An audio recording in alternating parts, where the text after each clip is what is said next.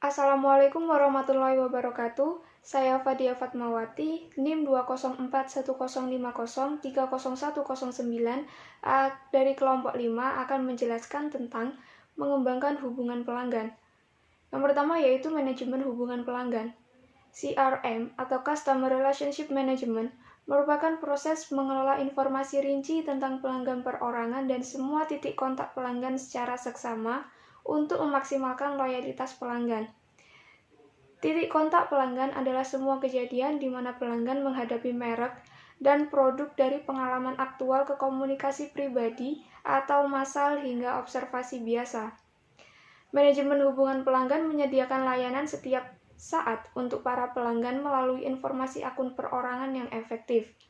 Berdasarkan apa yang mereka ketahui tentang setiap pelanggan yang dinilai, perusahaan dapat menyesuaikan penawaran pasar, layanan, program, pesan, dan media. CRM penting karena pendorong utama profitabilitas perusahaan adalah nilai kolektif basis pelanggan perusahaan. Yang selanjutnya yaitu pemasaran satu-satu. Papers dan Rogers menggarisbawahi kerangka kerja 4 yaitu sebagai berikut. Yang pertama, mengidentifikasi proses dan pelanggan. Yang kedua, mengidentifikasi pelanggan berdasarkan kebutuhan mereka dan nilai mereka terhadap perusahaan. Yang ketiga, berinteraksi dengan pelanggan perorangan untuk meningkatkan pengetahuan pelanggan tentang pengetahuan perusahaan tentang kebutuhan perorangan mereka dan membangun hubungan yang lebih kuat. Yang keempat yaitu memodifikasi produk, layanan, dan pesan kepada setiap pelanggan. Yang selanjutnya yaitu meningkatkan nilai basis pelanggan.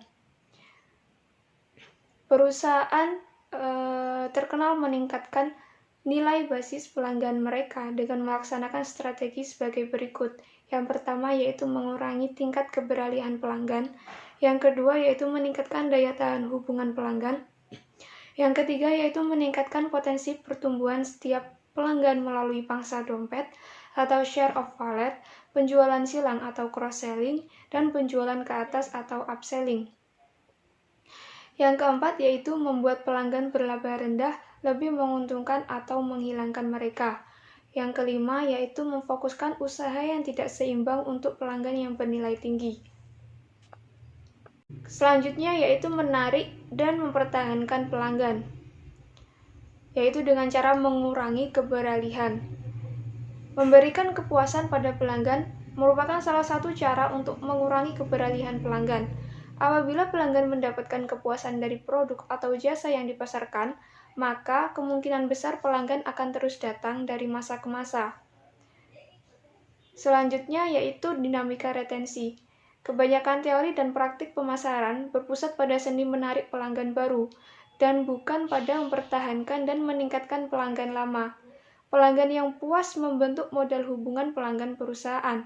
Jika perusahaan itu dijual, perusahaan pengakuisisi tidak hanya membayar pabrik dan peralatan serta nama merek, tetapi juga basis pelanggan yang dihantarkan, serta jumlah dan nilai pelanggan yang akan melakukan bisnis dengan perusahaan baru.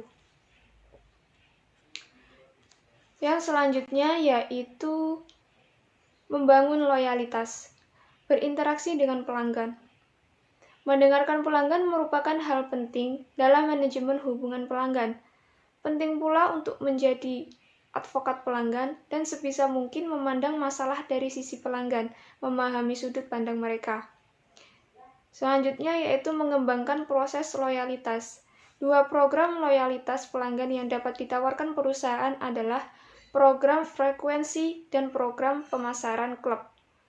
Program frekuensi dirancang untuk memberikan penghargaan kepada pelanggan yang sering membeli dalam jumlah besar.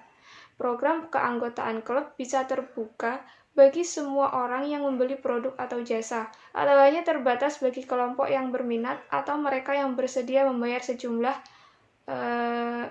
kecil iuran. Yang selanjutnya adalah mempersonalisasikan pemasaran. Intinya, perusahaan yang cerdas mengubah pelanggan mereka menjadi klien. Satu perbedaan yang berhasil disimpulkan adalah institusi mungkin tidak mengenal nama pelanggan, tetapi perusahaan harus mengenal nama kliennya. Pelanggan dilayani sebagai bagian dari massa atau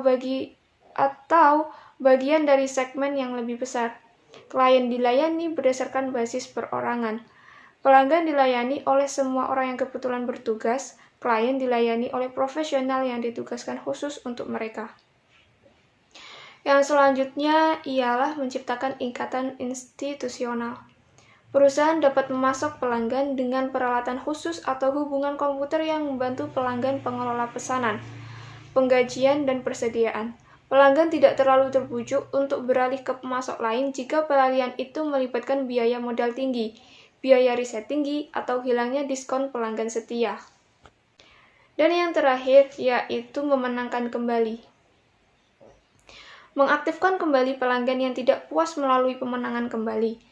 Menganalisa penyebab keberalihan pelanggan melalui wawancara pada saat pelanggan itu keluar dan survei pelanggan yang hilang, serta hanya memenangkan kembali mereka yang punya potensi laba kuat adalah kunci menarik mantan pelanggan. Sekian dari saya, kurang lebihnya mohon maaf. Wassalamualaikum warahmatullahi wabarakatuh.